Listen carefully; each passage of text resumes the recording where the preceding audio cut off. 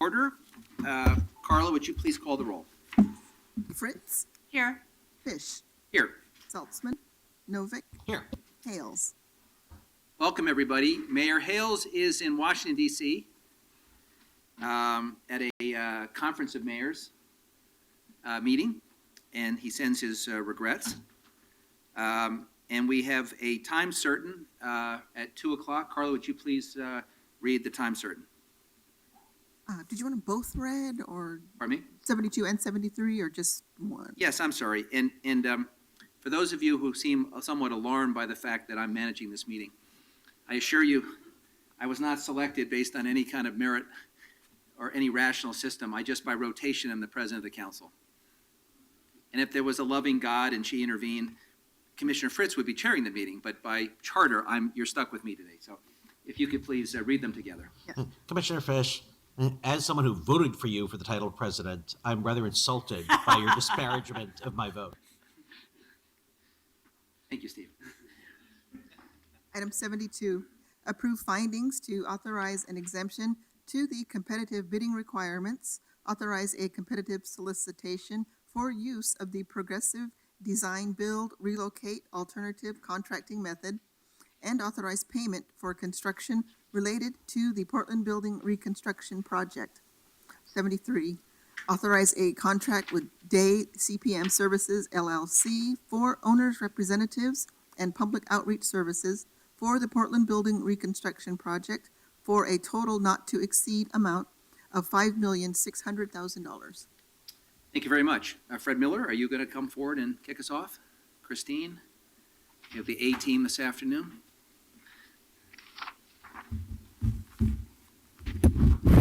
We're on, thank you. Welcome. Fred Miller, Director of OMF. I think in terms of time certains, we should be out of here in about 10 minutes, because I think this should be pretty much pro forma given the discussions that we've had with all of you. But I will remind you how we got to where we are and then what to expect today. And then Kristen and Christine will provide whatever details you need. If you recall, in October, you passed 3 resolutions that moved us along on the Portland building reconstruction. And the first one, or the largest one, was to complete the reconstruction by the end of 2020 for no more than $195 million. The second one had to do with equalizing rates for the employees in downtown buildings. We're working on that, the outline issue right now, and we have no particular time pressure on that, but the outline issue are BES and Water evaluating whether they should own or lease floors within the building. That's a financial thing for those 2 bureaus. So we're waiting for that to happen. The third item is the community benefits 1% we set aside, and now we said we'd have some public meetings and develop a proposal for you by May. That is taking place, and you will get a proposal by May. So those 2 I'll put aside as coming back later, as we suggested in October. For today, the easiest thing for you to do is to authorize Christine to sign the contract with our owner's rep, because we've gone through the process, selected someone, and now by formality you need to say, yes, go ahead and sign the contract. The also easy but a little more complicated one is to approve our method of contracting for design, build, and relocate. And this we'll have a little presentation on so you understand what we're doing. But of course, as you all know, Krista and I have talked to each of you individually about that process. So I think it'll be fairly straightforward. So ideally, in a relatively short time, the audience at least will learn more on these items, and we'll get some approval and save yourself lots of time. Council, my name is Kristen Wells. I'm project manager for the Portland Building Reconstruction Project and Facilities. As Fred mentioned, today we're here to talk about the next steps from the resolution that you passed in October, directing us to go forward with the project of reconstructing the Portland building. The first ordinance is authorizing the exemption for what is typically a design-bid-build process. And we're going to talk a bit today about what the difference is between that process and what we're proposing, which is a progressive design-build-relocate process. The second ordinance authorizes us to contract with Day CPM. We went through a selection process, which Christine will talk about a little bit, to select Day CPM as our owner's representative and public outreach consultants, and with a contract not to exceed $5.6 million. So the ordinance in October set a maximum cost for the project of $195 million. This has been allocated into three primary buckets, one being the owner's representative contract. That includes the typical owner's representative services. We also in there included public outreach services and communications and social equity and contracting consultant services.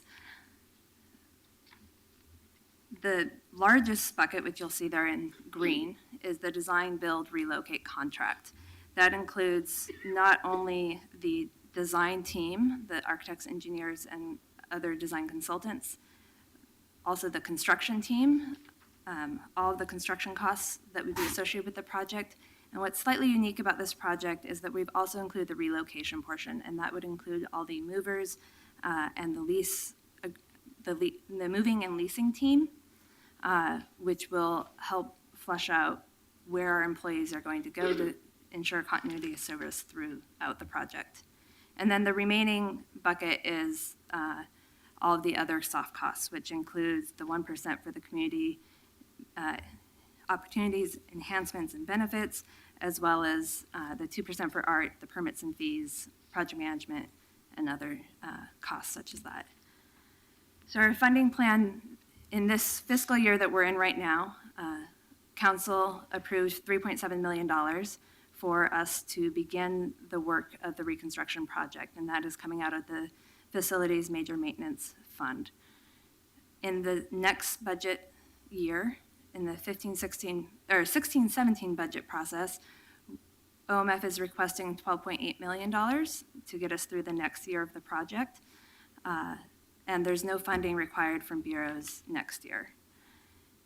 Each future budget year, OMF will be requesting funding to continue the project along each year through those budget processes.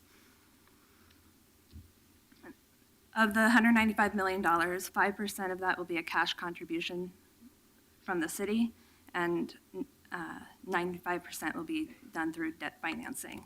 The cash contribution is coming from revenue and rental charges, which are currently charged to all bureaus for the leases within the Portland building. 36% is coming from the major maintenance facilities budget, and that is what you've already allocated in this current fiscal year. And then 2.57 has been allocated from the general fund, and that was done in this last budget year process as well.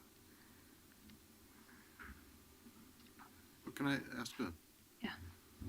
So one of your earlier slides showed 12.8 million being requested in this coming year's budget. Correct. That's different than the cash contribution of 10.45? Correct. So that's on so top. this year, we will be utilizing cash contribution as well as doing some of the debt financing this year. Okay, and so why are we not asking bureaus for contributions in this upcoming fiscal year? I think I'd like to turn that over to, is Aaron here? Okay. Well, if you want to finish your presentation. Okay. and- You've already approved sufficient funding, so all we're going to look for in this budget year is approval to spend it. So we're not looking for new money. When you count what we're using for major maintenance, the money you allocated for this budget year, and the contributions already in hand from bureaus. So the 12.8 million is already It's no new money. It's not already committed. yes, correct. Okay.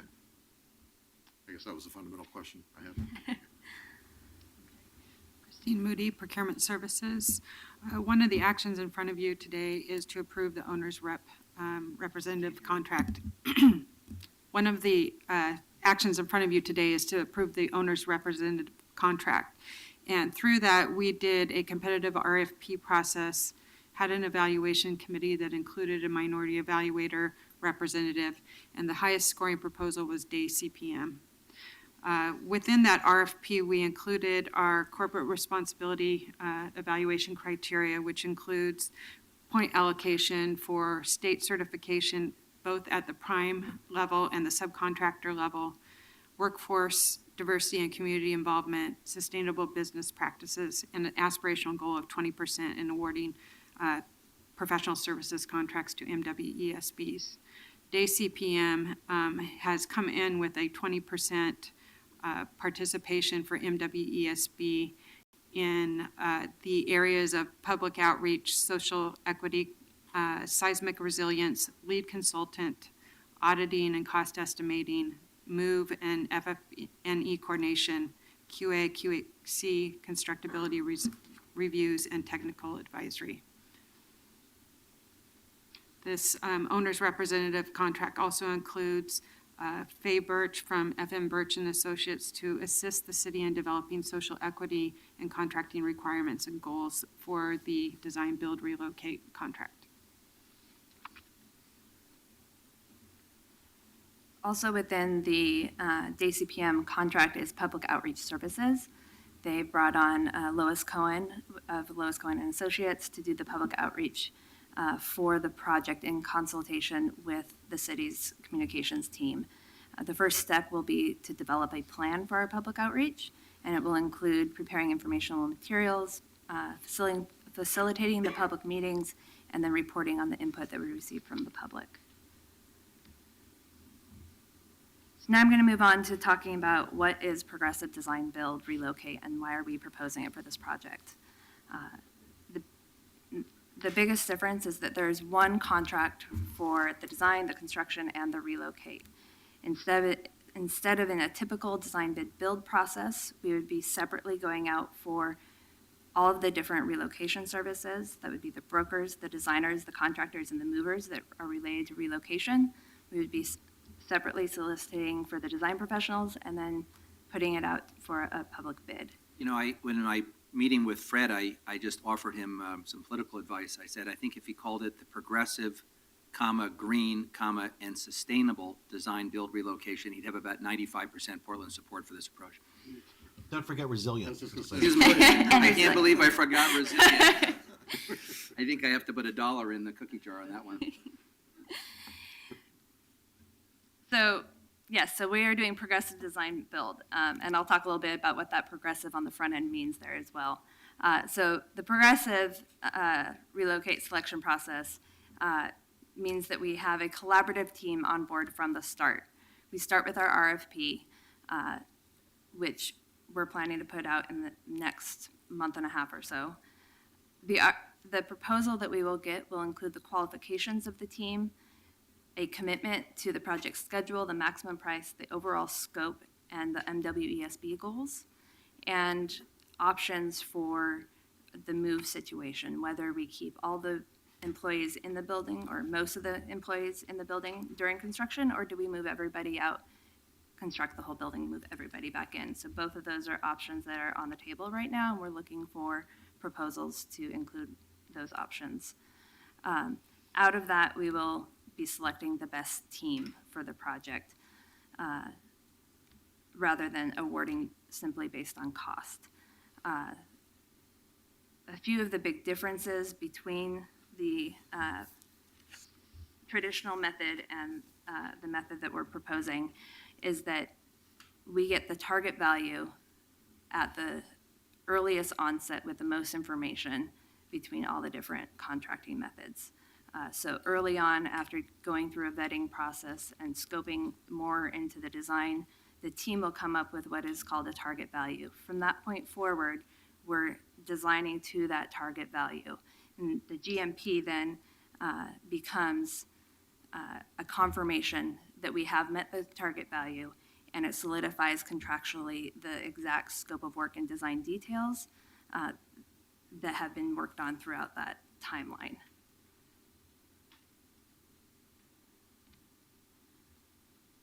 Why include relocation? So progressive design build is something that is picking up momentum in the construction industry.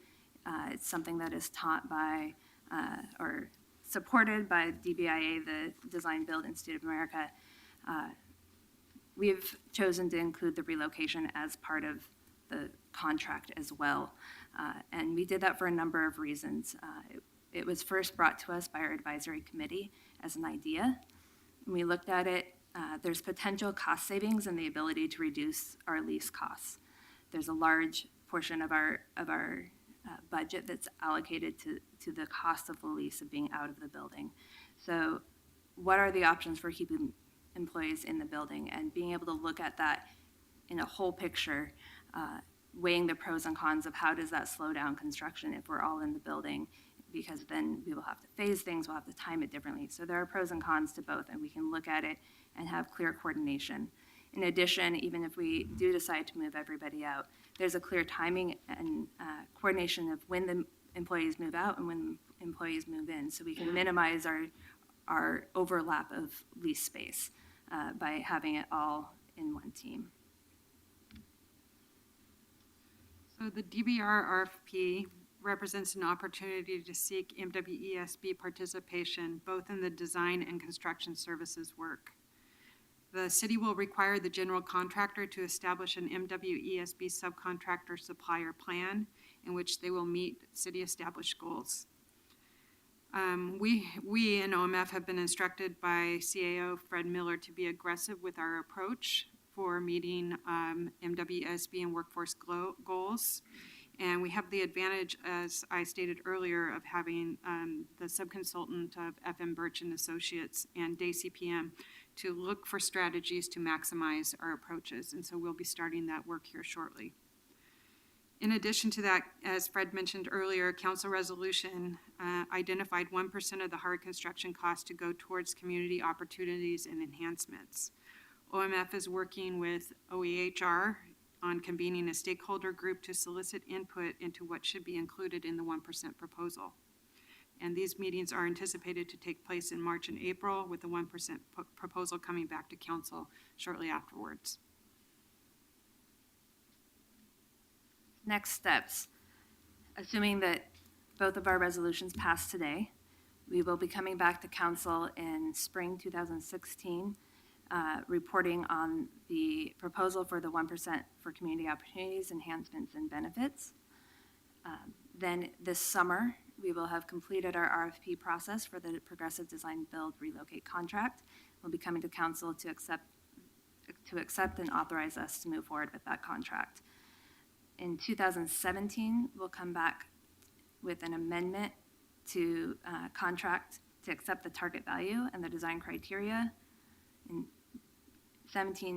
around 17 or 18, and again, it's dependent upon what the design approach is. We'll be doing the second amendment to the contract to accept the GMP and the contract documents associated with it. And then between 2018 and 2020, while we're going through construction, we'll be coming back to council with regular updates on the construction progress. Thank you. Is that the complete presentation That's of both it. matters? That is. That's something of a record. Let's council colleagues, any questions before we see if there's anyone who wants to testify? I had a couple. Thank you, President Fish. Are you planning to have a community oversight committee? We, I think you know, have a committee that's been involved in recommendations on the construction, and we have another committee related to the actual construction and cost containment. We have a public outreach strategy. The real I don't know exactly the specific So term we just had a used. nice presentation this morning from the general obligation bond from the Fire Bureau. We also have the Technology Oversight Committee. We have the Parks Bond Oversight Committee. I think many on this council really appreciate being able to appoint a person to a 5-person committee that then oversees not so much the technical aspects, but just how the taxpayers' money is being spent. Well, I would say that we actually have a committee like that, and there'd be a way you could add any members if you want to suggest that. I'm really hoping for independent citizen committee that would be appointed, one by each member of the council, whose job not so much to advise on the technical aspects of it, but to look over the money part. Well, yeah, I mean, yes, we can, if the council would like to do that and appoint members. I worry a bit about committees tripping on themselves. And we have two committees that are involved in that in some sense, and we could either enhance those or we could add a committee if you'd like. The community side of this building is a little different than many, because no one is going to be commenting, or at least we don't need comments on what should the building look like on the outside. We're trying to preserve the architectural integrity. There's a definite community piece of floors 1 and 2 where I think there's some community involvement, and we definitely want ideas on that, and that's part of our outreach strategy. Maybe we could tie in such a committee to our outreach strategy that we're developing. I'm really looking more for a project oversight committee that would give us reports on a quarterly basis of how's the project going, is it red, yellow, or green, how's the money being spent. We want to safeguard, we have a nice cap or an absolute cap of $195 million on the total expenditure, and that's a lot of taxpayers' money. I think there should be an independent committee looking over that. And also, we know from the previous construction of the Portland building that it was value engineered because there was a cap, and then we ended up with a building that didn't work very well. So I for one, I don't know if there's interest from my council colleagues, would appreciate having an independent group that's not down in the weeds of the nitty-gritty how we're doing the project, but looking over it every step of the way. So let me, in the absence of the mayor, who is technically oversees, Fred, your work and would be here offering an opinion, let me offer a suggestion. It would help me to see a flow chart with all the accountability measures we've built in. So all the various places where either a committee we've established or an independent body reviews this. And I would also, it would help me better understand going forward how, Christine, your office is advising the council on major capital construction projects, because it seems to me we have started to track them differently, and we get more information about the status of large projects and the like. I'd like to the extent we conform our oversight of major capital construction projects generally with the way we handle technology, and let's say the GEO bond, I think in concept that's a good idea. For me, I want to see what's the current system of oversight? Where might this either strengthen or potentially replace some point? And then discuss it with the mayor, who ultimately I would want his full support. And so I wonder, Commissioner Fritz, you put an interesting idea on the table. I see no reason why we can't dispose of the business before us today and also consider your proposal, but I'd like to know more about the moving pieces. I'd like to see some specifics. Could we, would it be acceptable to you if we just directed Fred in the next month to come back with some proposals, both a look at where we are and some proposals for our review and approval? Yeah, I think that's a good suggestion. Thank you. Does that work? Sure. And I think if before you came back to council, if we had some informal discussions just to scope it out, and I'd certainly start with Commissioner Fritz's office and then see where that takes us. Thank you, yes, and you're right, that today we're approving the findings and authorizing the contract, so that's a pretty administrative Let me just say, task. if we do follow this idea or something like it, or we consolidate something, I'm big on the red, yellow, and green coding, because it's easier to follow when we have problems. Yeah, on a project of this magnitude, I would really like that citizen oversight, because the other piece of it, that, as we heard this morning, is then the citizens are looking at all of the books and saying, yes, government, you're doing it correctly. And when you appoint an independent committee, there's more autonomy and authority to do that rather than somebody who's been involved in the project all along. Thank you very much. My second question is about the community benefits agreements or the community benefits plans on this. I was looking back at the model community benefit agreement that the council passed in September of 2012, and it talked about for public works projects more than 15 million that there would be consideration of public community benefits, and a whole host of things, including labor pieces,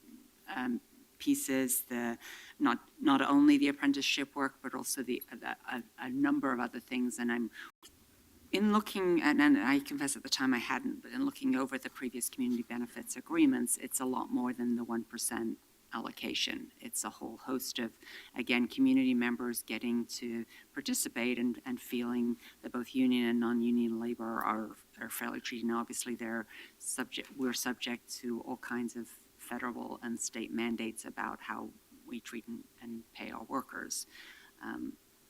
I wonder, we had a brief discussion about this, and what's your plan for ongoing engagement with the Minority Contractors Commission? Well, they're involved in our process to develop the 1% proposals. We have members from that as part of the community discussions that we're getting to develop the 1% proposal. Okay, so you're not proposing to do any of the other elements of the community benefits agreement? Not unless something comes out of those discussions. We really, in October, we really tried to separate this from the contract management to say we're definitely on board with the values of the council to allocate some funding. Let's determine where it's best spent, and now we're dealing with the number. There are lots of community members interested in this in different organizations, and we're scheduling the meetings with them, and actually I've had one already to get ideas on what should be included. So, Commissioner, if I may, so there are elements in the model community benefits agreement that I think you're referring to as far as workforce development, MWESB subcontracting. So as I was talking about earlier, is one of the reasons we have went out for the owner's rep and are engaging them is we want to be aggressive outside of a community benefits agreement within our RFP solicitation. So some of the strategies that are in the model agreement can be done in the city contracting process without having the agreement. In place of the fund piece trades for working on the project, or maybe even some ideas have come up about using some money for pipeline and working with the schools to see if there's ways that we can use some of those funds to get people interested or get kids interested in construction trades. So May I follow we've up on kind that of one just point? separated some of that and then are trying to attempt that in two different elements. So can I follow up? I don't want to take Commissioner Fritz's time, but if I can follow up on that point, because it raises a question with me. So two things. One is, when do you expect to have some kind of report to council evaluating the effectiveness of the CBA process to date? And I'm particularly referring to the sort of final numbers on the big projects Yes. utilities have done, but others. And when do you expect to have something for us to review and to consider in light of any proposed changes to the model CBA? So Commissioner, I understand that the Water Bureau Kelly Butte project will be ready for a report to council possibly at the end of February. And so we are currently, we've gathered some information back from the LMCOC and those people that were administering the fund. And so we're currently trying to just wrap that into a report to council. So I would anticipate that would be end of February, early March. And then there's the second project for the interstate. So both projects, as they come to council, there will be a review of the effectiveness of the CBA on both of those projects. You'll be presenting hard numbers to us. Separately, yes. Right, and let me just state just an expectation. I know we've already had this conversation, but what I'm interested in is sort of the standard that we were meeting pre-CBA and the standard that we met with the CBA. And if that informs a discussion, and hopefully that will inform a discussion about any changes we want to make on the CBA. And one of my values that I will bring to that conversation is I want to make sure that the public investment results in a tangible benefit for a person and not just a feel-good gesture. So I want to be able to see that the dollar we're spending resulted in someone having an opportunity they wouldn't have had, or a contract they wouldn't have had, or something else, and not just, a set of lofty goals that we fall short. And I think what we ultimately made clear through the CBA process is we want to give community members a chance to benefit from these projects. And I want to look at the hard numbers about apprenticeships and subcontracts and other things to see, did the money actually produce a benefit? And not just a soundbite. And it sounds like that's the level of detail you're going to give us. Yes. So that was where I was going with my line of questioning. So should the council decide after we hear that first report in February that something in addition needs to be added to this plan, is that possible at that point? I guess the answer would be, it depends on what it is. And I think, if I could, I think we have, theoretically, council has the right on an ongoing basis to review and evaluate these things. We have said there's a ceiling on how much we're going to spend, so it has to fit within that framework. And presumably, any changes we make, particularly if we invest more in something we care about, is going to require some value engineering about something else. But Correct.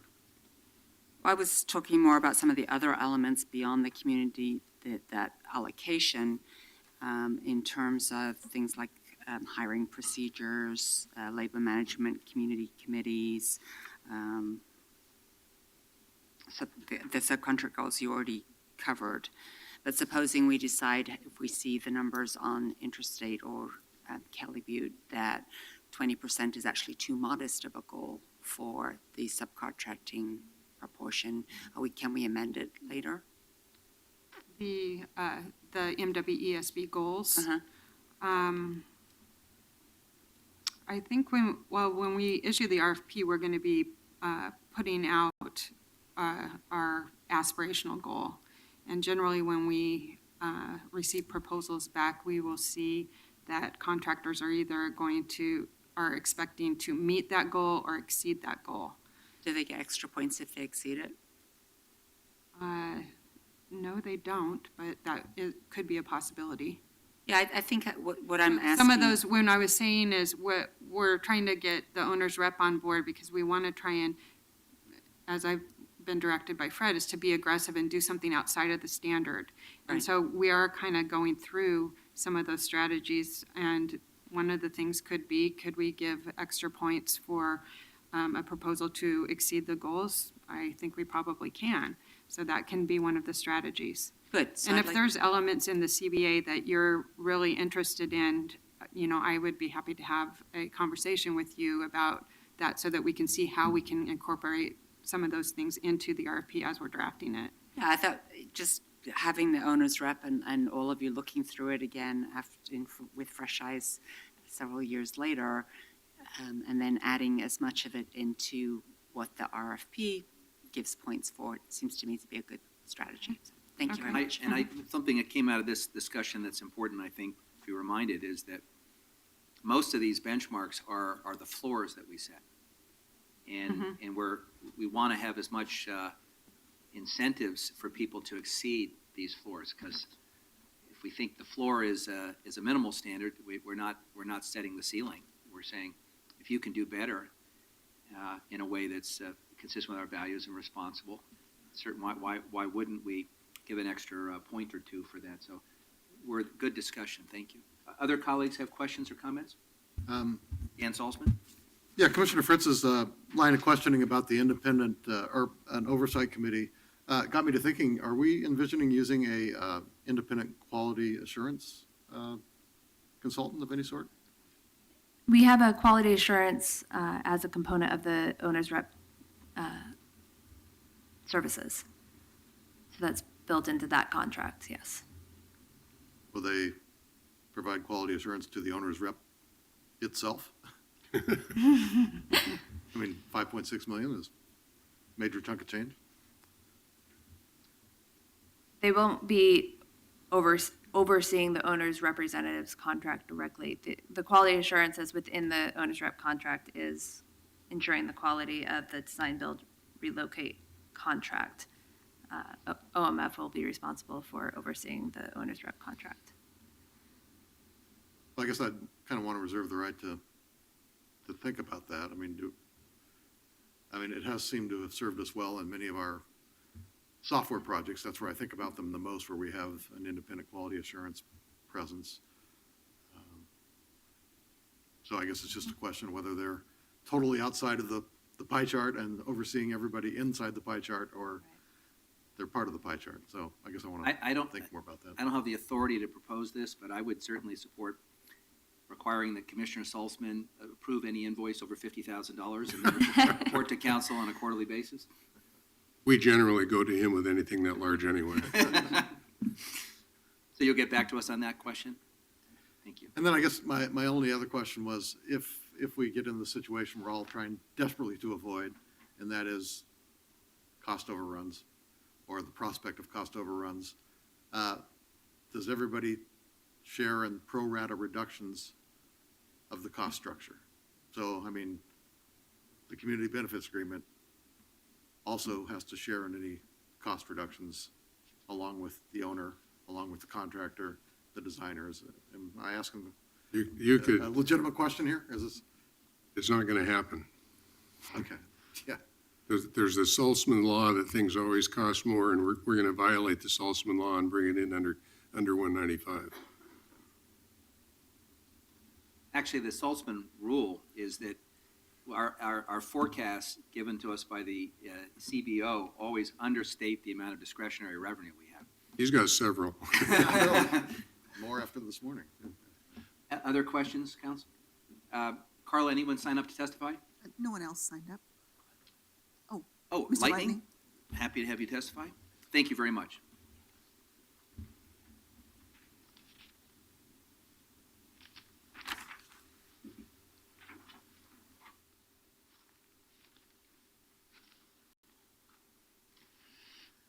My name is Lightning. I represent Lightning Watchdog PDX. From the beginning of this project, I've had some concerns on the reconstruction method and direction you want to go on this. My biggest concern, again, is the relocation of the current tenants that are in the building and where that cost is going to actually end up. Now, you've stated that you feel very confident you will not exceed the 195 million. In my mind, if you do, I think there needs to be something set into place, is that when do we start looking at building something new? And the reason why I say that, again, is we have the old Multnomah County Courthouse, which Multnomah County is looking to sell, to put funding into their new Multnomah County Courthouse, which the state will match. And we need to keep that option open. If we begin to exceed a certain number where we can actually begin to build new, and also these relocation costs we need to watch real close, then we should have a clause or something that we can look at that option of building new at that time if it presents a better opportunity. Now, another issue I have, again, is on that competitive bidding requirement. I prefer to have that competitive bidding requirement. Now, I know that you do not at this time, and you're stating it will actually create a lower cost. I do question that. So I would like to still have that put into place and not have an exemption at this time. Another issue that I have, again, is that originally we were talking about some $90 million number. And now we're going up to $195 million. And where do we stop? The new Multnomah County Courthouse is going to be around $300 million, but the big difference is they have state money that they've negotiated with of $125 million toward that project. That makes a big difference. So what I'm saying is that, and another issue here is on this Portland building, do we have Multnomah County employees or anybody affiliated with the courthouse that we can actually get a match from the state by utilizing that toward moving some of the people or keeping them in that building from the courthouse? Because that's what they're basically doing on their new courthouse. They're moving people in different buildings, and they're also utilizing that state match. So again, like I say, I want to look at all options on this and keep all options open. If we exceed that 195 million, do we have a right to consider building new and looking at other options? Thank you. Lightning, because you're the only person who signed up, let me just take a crack at answering your questions, because Yep. as usual, they're very thoughtful. The $195 million figure, while it's a big number, ultimately, we were advised it was the least cost option. We'll get you that document that compares it to the alternatives, and you can make your own judgment. On the cost overrun side, the council has directed there shall be no cost overrides, which means overruns, which means there may have to be some value engineering, which means we may not get exactly what we talked about, but that directive has been made clearly, and you heard from the CAO today that that we're not spending a penny over 195. There may be some difficult conversations about whether it's done proportionately, as Commissioner Saltzman has suggested, or value engineered in some other way. Your suggestion about looking for state or federal money or some other pot is very thoughtful. We'll take that up with Martha Pellegrino. And the only other thing I was going to throw back at you is on the question of relocation, John Russell testified before us that his experience was he could manage big construction projects while keeping people in place. Others have suggested because of work quality issues and safety, we should relocate. Do you have a strong view one way or another? In my opinion, when you're talking a reconstruction of this size of a building, I think relocation is going to definitely be the direction you want to go. And that's why I proposed on, again, maybe going against what you're doing here is to build new and leave them in the Portland building and build at the old Multnomah County Courthouse site. Because when you start putting a lot of these costs into place, if we start getting close to what it's going to cost to build the building new, in my opinion, quality lasts long after the price is forgotten. This building's going to be here for many, many years. And that is something that I take in consideration on building new and the relocation costs of the current tenants in that property. I think that number could escalate at a rapid rate that could exceed your 195 million overall. And that's my opinion. That relocation cost can be that area that could get out of control real fast. Thank you very much. Thank you. Thank you. Anyone else would like to testify? If not, Carla, would you please call this a time-certain emergency clause item? Would you please call the vote on item number 72? Fritz, Thank you to Fred Miller and Christine Moody and your entire team. Thank you, Kristen. Good job. Aye. Saltzman, Thank you. Aye. Novick, Thanks, team, and thanks for the gift of 15 minutes. Aye. Fish. Yes, thank you for your presentation. Good discussion. This is a very, very complicated project, and we appreciate the way you're progressively staging the presentations to us to get this thing launched. And I think there were some important issues raised today, and Fred, you and I'll talk about timeline for getting back to my colleagues. Aye. 73, Fritz. Aye. Saltzman. Aye. Novick, Aye. Fish. Aye. Both matters pass. That concludes the official business of the Portland City Council this week, and since I'm the president of council, many of you are saying thank God. We're adjourned.